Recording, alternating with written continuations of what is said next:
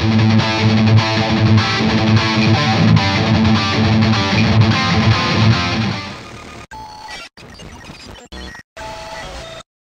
moin liebe Leute, hier ist David von Musikproduktiv und wie ihr seht habe ich heute wen neben mir sitzen. Das ist der Nick von Zodiac, der wird heute und auch in Zukunft ein bisschen was für euch spielen und auch mal ein anderes Gesicht seht und ein bisschen was anderes hört. Und heute haben wir ziemlich neu für euch das Lagrange von Bogner, war ja sehr lange erwartet von vielen in der Szene, jetzt haben wir es da und ich würde vorschlagen, wir gucken uns das einfach mal zusammen an, so wie man es sich auch im Laden beim Testen irgendwie anschauen würde. Und dafür springen wir erstmal direkt zum Pedal und ich würde sagen, wir kaspern mal eben schnell die ganzen Potis und Funktionen des Pedals ab und danach spielen wir mal ein bisschen was. So, insgesamt haben wir jetzt hier erstmal natürlich ganz klassisch einen Marshall in a Box, wenn man das so sehen möchte. Wir haben hier oben die Möglichkeit, ganz oben links bei dem Gain zwischen 3 Stufen zu wählen, Low, Medium und High Gain. Wir haben da einen Variax Switch. Wenn der aktiviert wird, dann kriegen wir im Prinzip ein bisschen Brown Sound, so ein bisschen mehr Kompression und die Obertöne werden so ein bisschen angereichert. Wir haben noch die Möglichkeit Presence, da nochmal verschiedene Voicings zu wählen, also quasi Presence wie so ein Höhen-Master-Regler, also eher am Ende der Kette, wenn man so möchte. Und wir haben hier einen Structure Switch, der einfach auch nochmal so verschiedene Ansprechverhalten und verschiedene Voicings zur Verfügung stellt. Also vom etwas schmaleren Sound bis dann zum etwas dickeren. Genau, soweit sehr sinnvoll eigentlich. Wir haben hier vorne einen separat regelbaren Boost, hier mit dem weißen Chicken Head. Das zeigen wir euch gleich auch nochmal. Den kann man auch ohne bzw. unabhängig vom Overdrive nutzen. Logischerweise ein Volume, um das anzugleichen zum Amp, wie man es braucht, um auch beispielsweise so ein Amp von der Vorstufe her mal ein bisschen härter anzufahren. Wir haben einen Tone-Regler, logisch, als Klangregelung. Was sehr cool ist, hier, Channel Blend. Beim alten Plexi kennt man es ja, dass man gerne mal die Kanäle jumpert mit dem Patchkabeln. Ja? Wir haben einen normalen Kanal, wir haben einen Bright-Kanal und den kann man halt eben mischen, weil sie doch dem Namen nach ziemlich verschieden klingen. Das wird hier jetzt auch soweit nachgebildet. Ja? Auf 50-50, 12 Uhr Stellung haben wir jetzt hier ein gesundes, gleichmäßiges Mischverhältnis. Wenn wir es jetzt weiter nach rechts aufdrehen, ab 12 Uhr, dann befinden wir uns quasi, mischen wir mehr von dem Bright Channel dazu. Auf der anderen Seite entsprechend umgekehrt. Abschließend haben wir hier noch unseren Gain, um den Grad der Verzerrung zu regeln und das war es auch schon. Was vielleicht abschließend noch zu erwähnen wäre zusätzlich, dass man hier hinten an der Rückseite des Pedals noch die Möglichkeit hat, ein Expression-Pedal anzuschließen, um diesen, ich meine, den Variax-Switch auch fußschaltbar zu machen.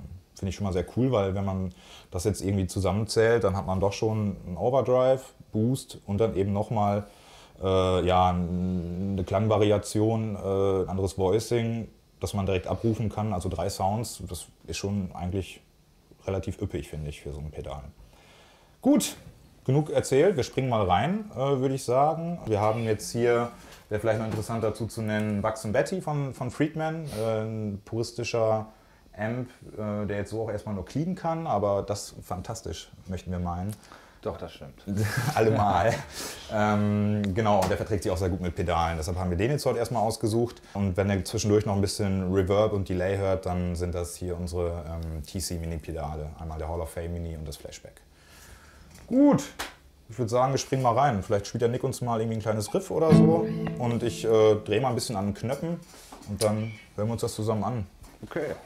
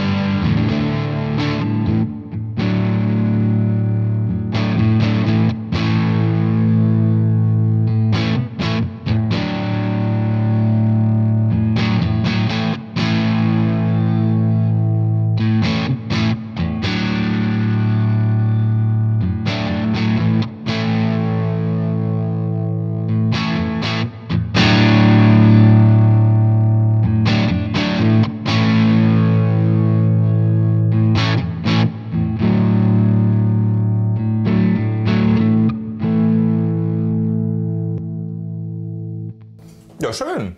Auf jeden Soweit Fall. würde ich erstmal sagen, relativ klassischer Marshall-Sound. Irgendwie. Ist jetzt schon relativ komprimiert, finde ich. So, das geht schon relativ gut nach vorne weg. Einen leichten Fuzz hat man da schon. Schon, ja genau, das auf jeden Fall, finde ich. Das mit dem Boost ganz am Ende fand ich jetzt sehr interessant. Wenn man den ein bisschen runterregelt, hat das echt noch ein bisschen zur Dynamik beigetragen, fand ich. Also das klang soweit ganz gut. Allerdings waren wir jetzt auch schon, ich habe jetzt versucht einmal soweit durch alle Funktionen so ein bisschen mal durchzuregeln. Wir waren jetzt schon, wie ihr bemerkt habt, im Medium-Gain-Bereich. Ne? Also da geht dann schon auch ganz gut die Luzi. Klar, jetzt hier mit Telly, ne? Also alles noch ein bisschen zahmer, Single Coils. Wir werden gleich auch noch mal irgendwas mit einer Les Paul oder einer Humbucker-Gitarre probieren und dann ein bisschen mehr Gain auch. Ich habe es jetzt gar nicht so weit aufgerissen, weil ich finde, das macht jetzt auch nicht bei so einer Gitarre viel Sinn. Nö, man will ja so ein Blues-Uwe Ganz Crunch genau das, haben, ne? wo der Tonregler ja sehr empfindlich ist. Ne? Schon. Ich würde sagen, Also das Gerät kann sägen, wenn man das denn so will. Können wir uns vielleicht einfach mal kurz anhören. Genau, lass uns doch mal kurz mal zum Tonregler vielleicht was anhören und dann springen wir mal in den Low-Gain-Bereich. Und dann gibt es den richtigen Blues.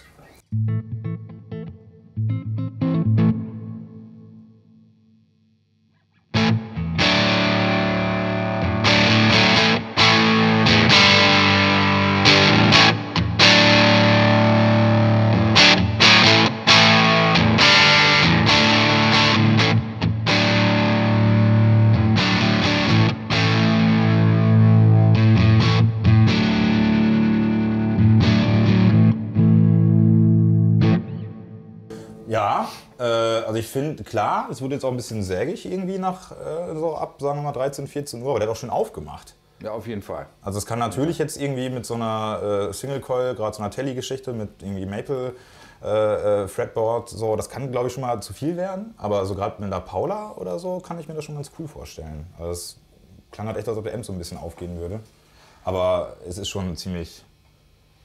Ja, ist schon spitz so. Ne? Ja, aber es gibt ja still Leute wollte ich jetzt auch, nicht sagen, aber... ja, es gibt Leute, die mögen Höhen. Ne? Absolut. Also dafür finde ich das echt ein vielseitiges Gerät auf jeden Fall. Zumal es ist ja regelbar. Ne? Ich meine, kann man sich dann ja auch nach Bedarf einfach herrichten. Cool, ja, dann lass mal in den Low-Gain-Bereich springen. Den fand ich nämlich beim ersten Antesten auch sehr cool. Genau, und diese Channel Blend-Geschichte finde ich echt sehr, sehr interessant. Da können wir auch noch mal ein Auge bzw. ein Ohr drauf werfen.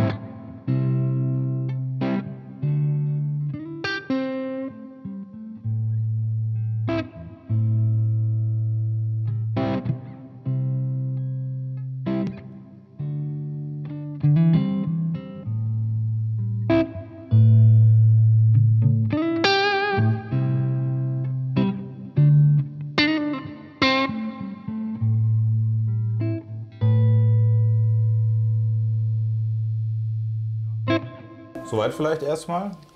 Das Gain hatte ich jetzt am Ende jetzt schon komplett aufgerissen, finde ich aber mit Single Coils eigentlich auch genau richtig. Also ich finde, mehr soll es jetzt im Low-Bereich nicht unbedingt sein.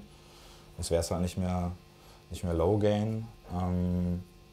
Ich finde den jetzt auf jeden Fall irgendwie ein bisschen runder als den Medium Gain.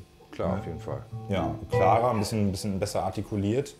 Also so stelle ich mir halt auch eigentlich, das ist so eher so der typische Marshall-Sound eigentlich, oder der typische Plexi-Sound, wie ich mir eher jetzt vorstellen würde. Oder? Irgendwie? Ja, oder zumindest eine gewisse Authentizität hat, irgendwie, finde ich. Ja, also auf jeden Fall. Und klingt auch nicht zu mittig.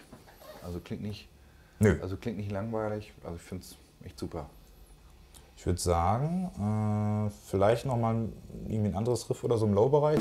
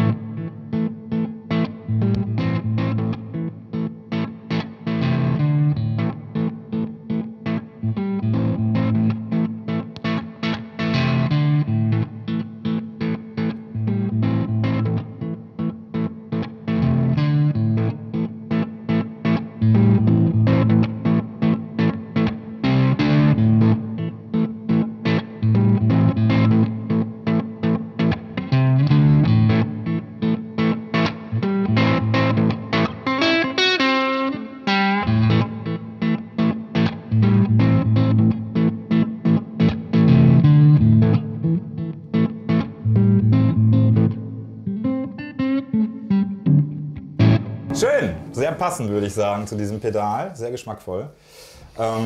Ja, das nochmal so als ein paar klangliche weitere Eindrücke, was hier so möglich ist. Gefällt mir, muss ich sagen, eigentlich im Low-Bereich mit am besten. Gefällt mir schon sehr, sehr gut. Ja, ich würde sagen, wir wechseln mal kurz die Klampfen und dann hören wir mal mit dem Humbucker rein, wa? Jo. Wir melden uns zurück. Der Nick hat jetzt eine Paula auf dem Schoß. Also eine preiswerte Gitarre, ne? Ja, irgendwas aus China, glaube ich. Geht noch gerade. Ja, ist okay, kommt durch den TÜV.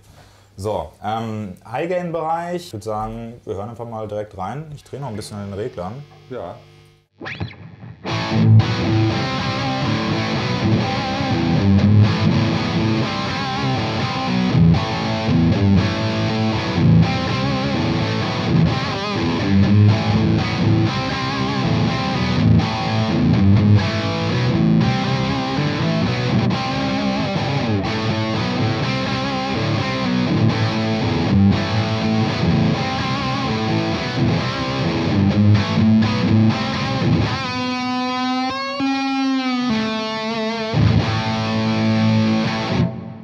Ja, das klingt doch mal sehr amtlich, oder? Auf jeden Fall. Alter Vater. Vielleicht mal versuchen, ein bisschen Höhen, mal den Tonregler mal zu Ja? zeigen. Ich habe jetzt gerade den Channel Blend einmal ein bisschen hochgedreht gehabt, der bringt ja auch schon ordentlich Höhen dazu, aber ich finde, gerade für den Sound jetzt gerade bröselt es dann irgendwie eher weg, deshalb würde ich tatsächlich auch mit dem Tonregler mal ansetzen. Ja?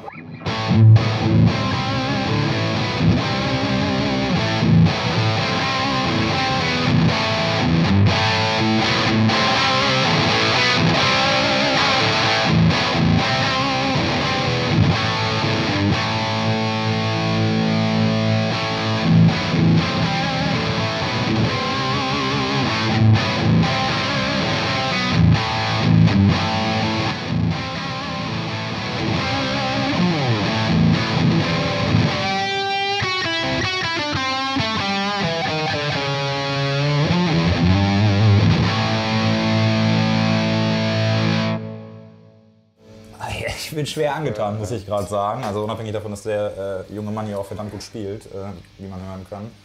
Klingt das auch einfach adäquat, würde ich sagen, oder? Ja. Also so wie es halt klingen sollte. Ich finde, Ja, das macht auf jeden Fall Spaß erstmal. Ne? Es klingt aber auch irgendwie schon auch entsprechend, sage ich mal, differenziert genug, dass es jetzt halt nicht irgendwie anfängt zu mullen, was ja auch schon so eine Sache ist, gerade mit so einer Les Paul, wobei gut, die kommen jetzt relativ hell daher, ne? Aber so allgemein. Ja gut, da kann man ja auch nachher. regeln. Ja klar, genau. stimmt. Ne? Aber nichtsdestotrotz, da gibt es eine Menge Pedale, die machen das auch deutlich schlechter, würde ich mal behaupten. Ja, vielleicht nochmal einen Riff und ich habe noch ein, zwei Switches, die ich gar nicht bedient habe. Ich glaube, dann haben wir das Pedal auch soweit erstmal ganz gut abgedeckt. Okay. Es sei denn, du hast noch jemand anderes gleich auf dem Herzen. Gucken wir mal. Okay.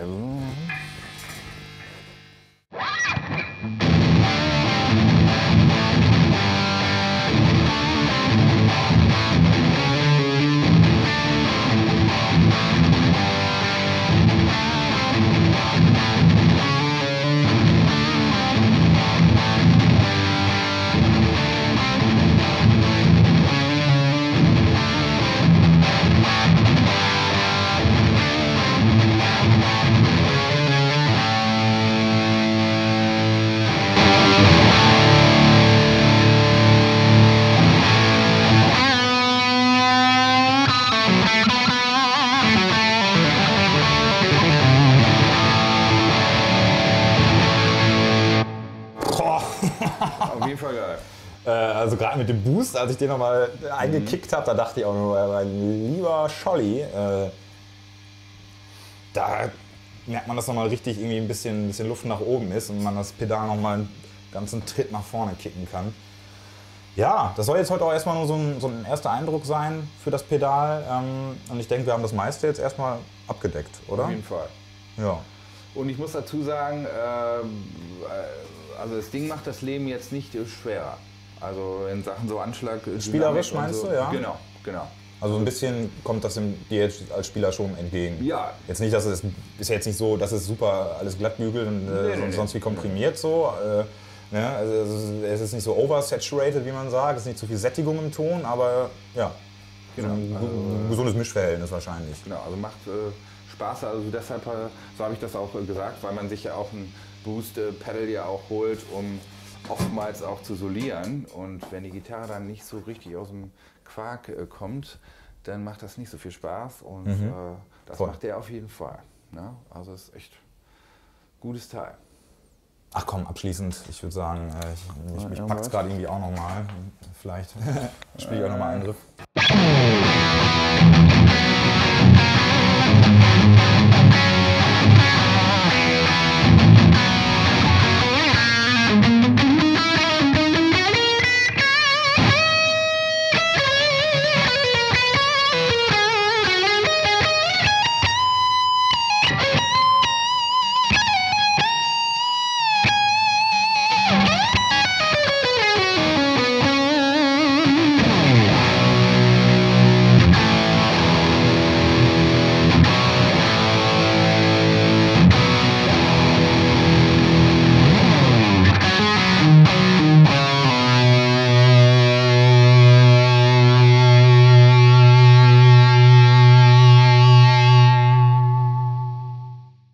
So, der Nick hat uns jetzt zwischenzeitlich verlassen. Wie ihr seht, der Platz ist nicht mehr frei geworden. Deshalb dachte ich, ich spiele euch einfach noch mal kurz raus. Das war jetzt heute das Lagrange, wie wir hier gerne sagen, hat sich schon eingeschlichen. Pedal für euch, brandheiß auf dem Markt aus dem Hause Bogner. Kommt vorbei, testet es am besten selber aus, hier bei uns vor Ort bei Musik Produktiv. Und ansonsten würde ich sagen, bis zum nächsten Mal. Wir sehen uns.